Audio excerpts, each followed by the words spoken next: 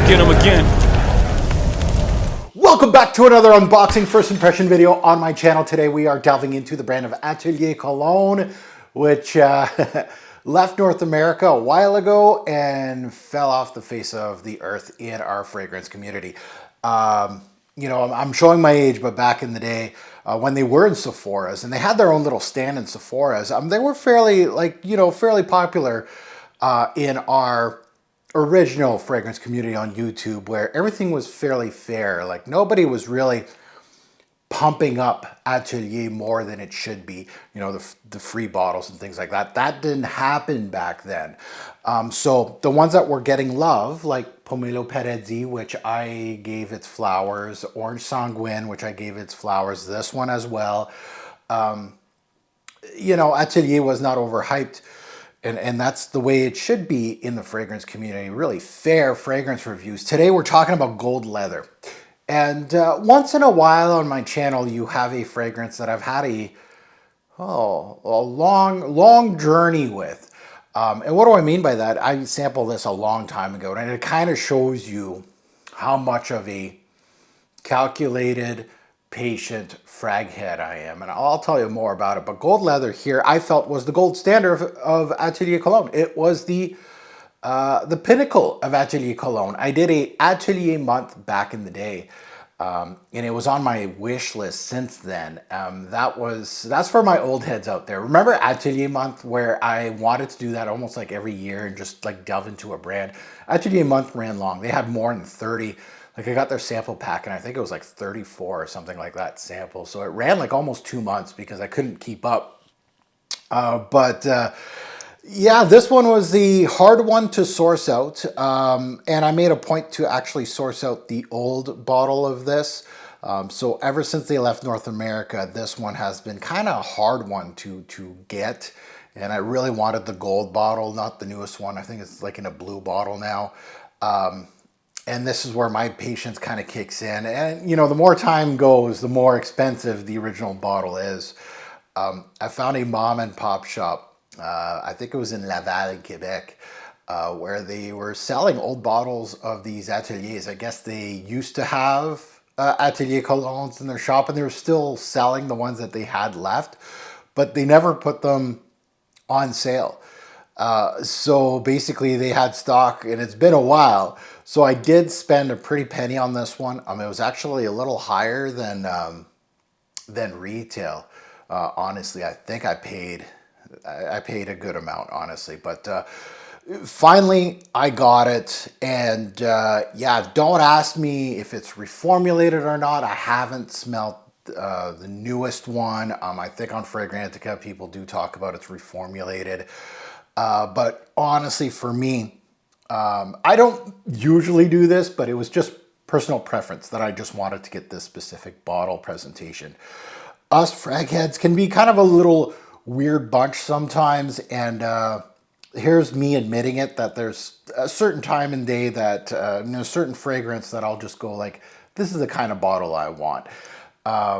So this was the king of the brand back in the day when I sampled the whole brand, and that was like 8-9 years ago. All those videos are still there, those sampling samples. So if you're interested in Atelier Cologne, a brand that is definitely more into like the citrusy, and that's why this is my personal collection right here. Pomelo Paradis, Orange Sanguine, my little guy right here. These were decanted for the decant site, so you have a little bit left in the bottles. This is purgatory stuff. I got a backup bottle of Pomelo Paradis, and I got a backup bottle of Orange Sanguine. Well, I only had a little 30 ml of orange, so I really wanted to get a big bottle. And then I got a couple more that were, I think they were on sale. So I just kind of, not, you know, this was just random. I think I got them for like 60 bucks, and one of them is a 200 ml, isn't it? The Clementine, California here. So that's in the purgatory. It's going to get unboxed at some point. All of these right here will have their new videos, I guess. But yeah, this one right here was head and shoulders above the rest, if I remember correctly, with my video. So I haven't smelt this thing since then. So 8+ years. So this is going to be interesting if I feel the same way now. You know, maybe my nose has, of course, matured a bit. Back in the day, and I did look at that video just for giggles and just see how bad I was, and I gave it a 5 out of 5. So back then I didn't have a 10-star for sampling samples, like 1 out of 10 bottles. It was 1 star, 2 star, 3 star, 4 star, 5 star. This one got the perfect score. The bottle, if I remember correctly, these bottles have a little bit of real gold in them, probably not much. The caps are real leather, as from what I recall. So nice bottle. And it used to be part of the metal collection, but I think they scrapped that and they moved it to another collection. I think they got rid of the whole metal collection, probably because of cost, and kind of cheapened it a little bit as far as presentation goes. I think they were going through a little bit of rough time. I think they lost their contract with Sephora. Sales weren't there without Sephora. They pulled out of North America and kind of just went back home in Europe and Asia, and kind of just went back to the drawing board in regards to their whole brand. So there is some, maybe a little bit of cutting corners here and there to kind of, you know, get back their footprint in this perfume game in regards to maybe North America. I heard they were coming back. I don't think they have come back to North America. Anyway, I haven't seen one in stores. You guys can chime in, especially the ones from the States. Of course, I haven't been in the States in a while. Not going to be in the States for a while. Proud Canadian. So that's not going to happen. We are going to avoid USA for a bit. Now, if you're new here, welcome to the Robes 08 channel. I'm your host, Mark. Hit that subscribe button, smash that like button, much appreciated. And of course, we love our American viewers. It's just a certain something going on right now. So, but we do love you. You know, great. I have a lot of great friends in the fragrance community from the US. So much appreciated to the ones that do return to the channel. Much love to you. And let's take a look at the note breakdown, and let's go back in time. Let's remind me on why this thing was so great and why I spent a little too much money on this bottle. Now let's take a look at the note breakdown. At the top we got rum plum, the rum plum, saffron and bitter orange. So that just reminds me right there. Yes, it was a syrupy, plummy, leathery, woody thing. So I can't wait to delve into it. In the mid we got eucalyptus and artemisia. Okay, a little more green uplifting notes here. I don't remember that component of gold leather, so we'll see if we get that. And again, it's just an unboxing, so you're not going to get much of a dry down here from me. But it will get, now that it's in the collection, it will get a full test drive, so you'll get more in-depth in regards to this fragrance. And in the base, we got leather, oud, gaiac wood, and cedar, so a very woody back end. This was released back in 2013. The nose is Jérôme Pinette. I jokingly say that he's their in-house perfumier because he's done pretty much everything for Atelier Cologne. Pricing, retails, you're looking at around 275 USD.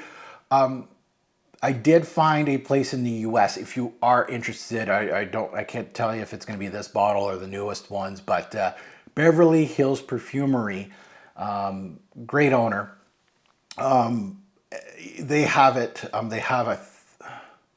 I don't know if it was sold out. I think they only had like one left of they had the 200, the 100, but the 200 was sold out, and the 100 mil, I think there was one left or something like that, for 275 USD. It's pretty pricey. And if you do look around at discounters, you can find it, give or take, for 150 to $200 USD. So it does show up from time to time. But just keep in mind what I'm delving into here is not what's currently on the market. The bluish looking bottle, this is going to be, I hope I got the old one. From the box presentation, it looks like it is the old one. So if you see me swearing in French after I unbox this on video, I'm going to keep it, but be warned. I bought this primarily for the gold bottle juice. So let's go. Let's open her up. And it's been sitting there for a while, and that's how patient I am. Like, this is something I'm excited about. Finally. Nice little throw at you there. Open up. Okay. Moment of truth. I'm assuming this mom and pop shop didn't get a new bottle, and no, they did not. There you go. Happy Fraghead. Okay, so gold leather.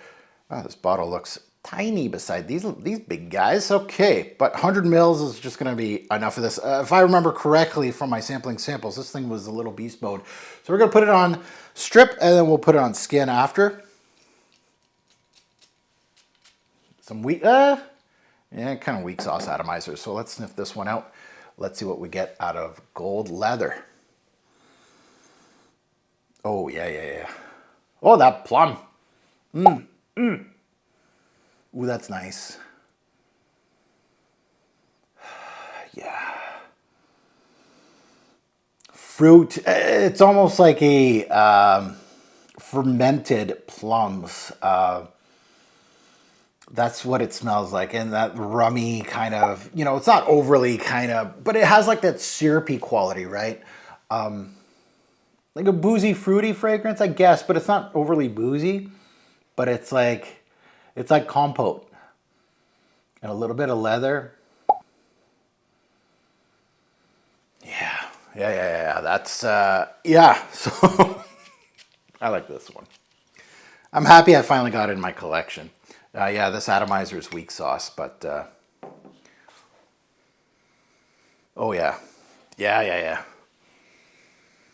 So, when you're looking at plum in a note breakdown, and we've seen a lot of these designer fragrances that use plum in their note breakdown, and you're like, oh, what kind of weak sauce plum is this? This is, the cap tells you everything. Oh, the Gaiac's coming through. Oh, there's some smokiness here.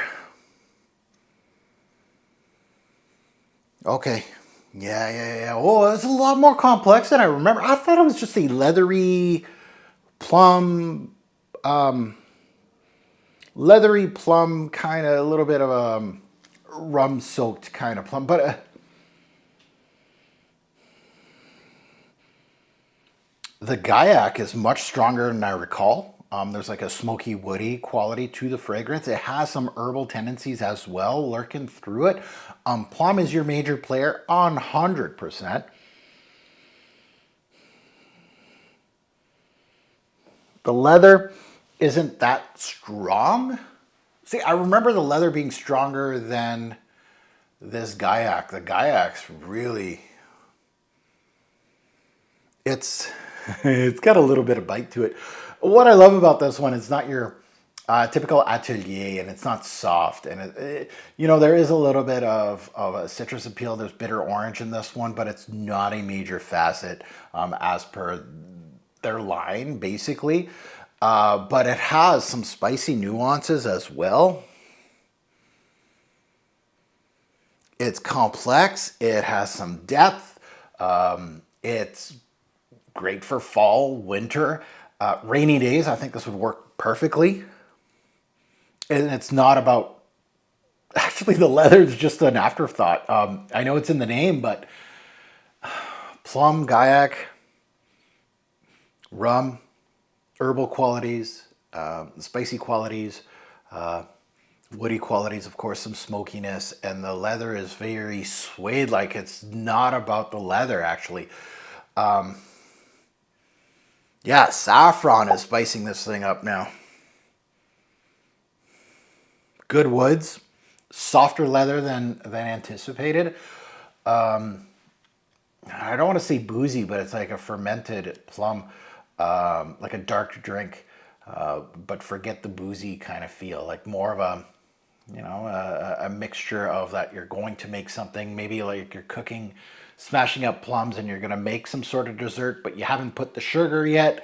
You haven't done anything. It's just a really smashed up plums, and they're dark, and there's some spicy facets. Maybe you put a little bit of nutmeg in there, a little bit of cinnamon. Yeah,